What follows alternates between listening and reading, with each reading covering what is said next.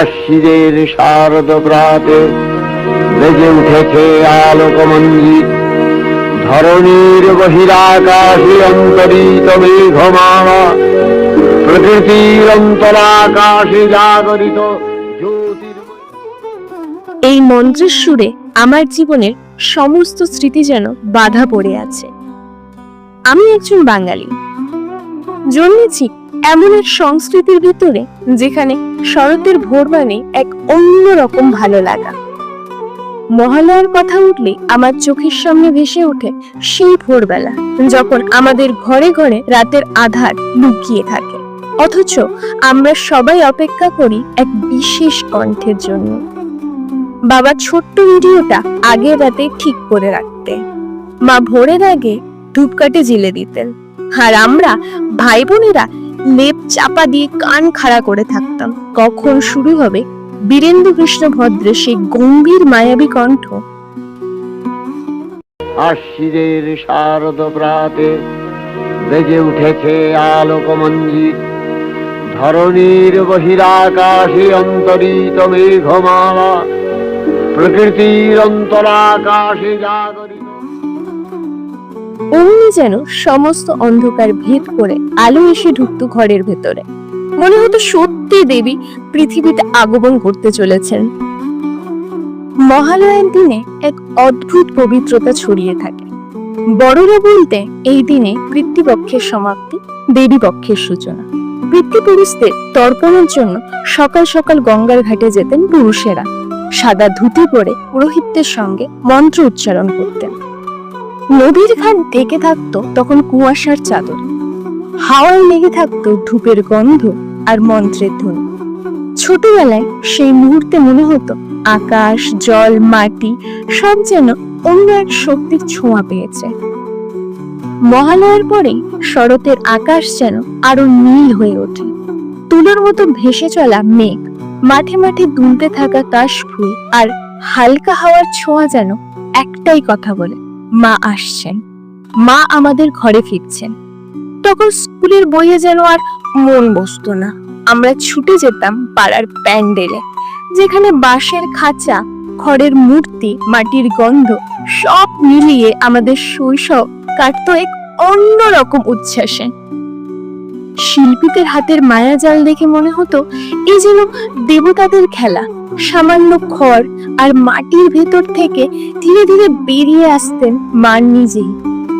ষষ্ঠীর দিন মায়ের বোধন দিয়ে শুরু। পুরোহিত মন্ত্র উচ্চারণ করেন, আগচ্ছ দেবী ত্বং দেবী শুভং কুরু জগত্রয়ে।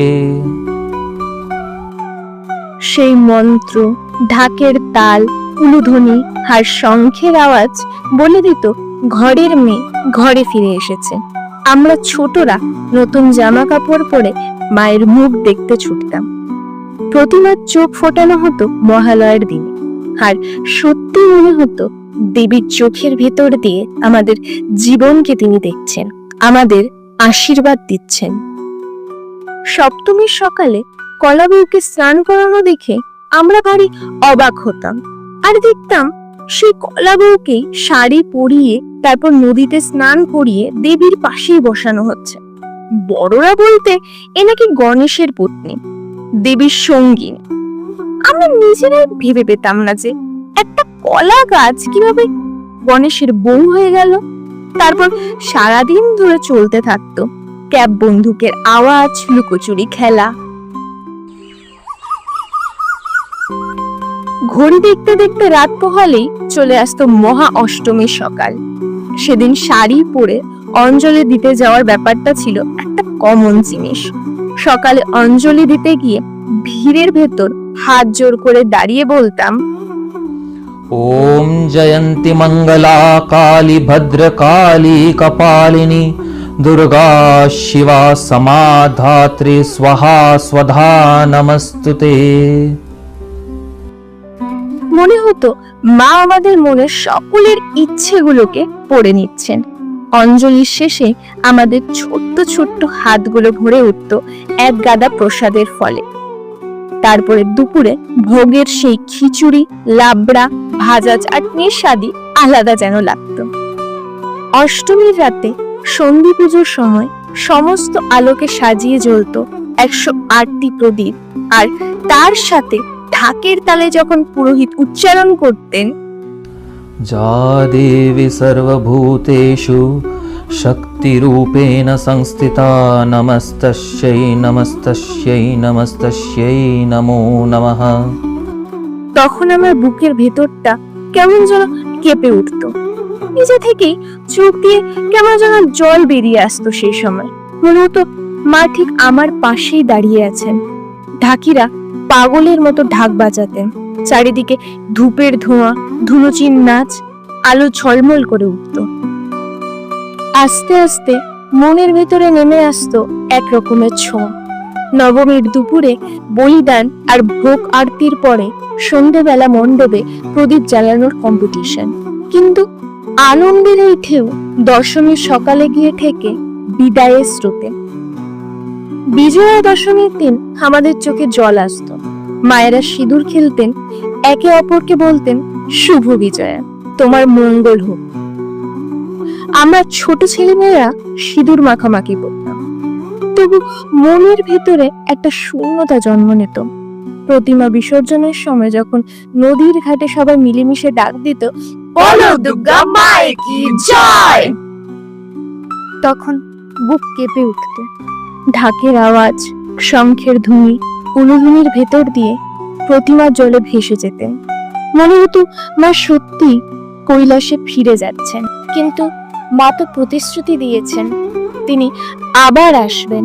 তাই পুজো শেষ হলেও, বিজয়ার কোলাকুলি শেষ হলেও আমার বুকের ভেতরে এক আশার প্রদীপ জ্বালিয়ে রাখতাম।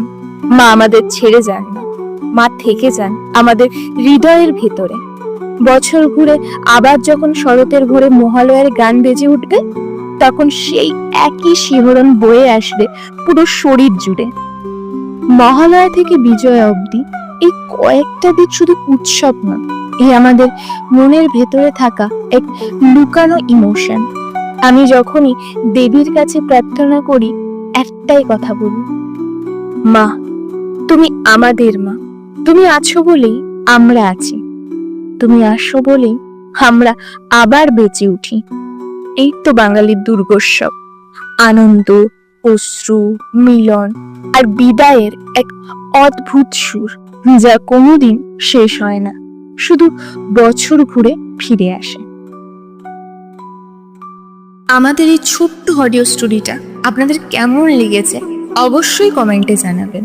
আর আমাদের চ্যানেলে নতুন হয়ে থাকলে অবশ্যই আমাদের চ্যানেলটি সাবস্ক্রাইব করবেন আর পাশে থাকা বেল আইকনটি অল করে রাখবেন, যাতে এমন ধরনের নানান ইন্টারেস্টিং গল্প আমাদের আপলোড করার সাথে সাথেই আপনাদের কাছে পৌঁছে যায়। সবাইকে জানাই শুভ শারদীয়ার প্রীতি ও শুভেচ্ছা এবং অভিনন্দন।